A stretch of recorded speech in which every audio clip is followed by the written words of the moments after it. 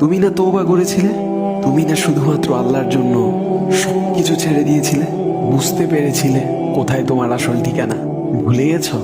আবার কোন পাপ তোমায় গ্রাস করে নিল?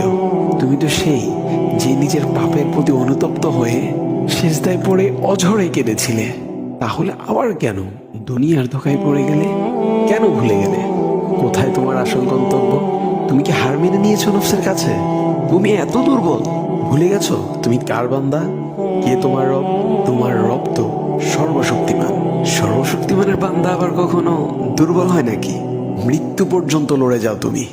শয়তানকে দেখিয়ে দাও তোমার ইমানের পাওয়ার।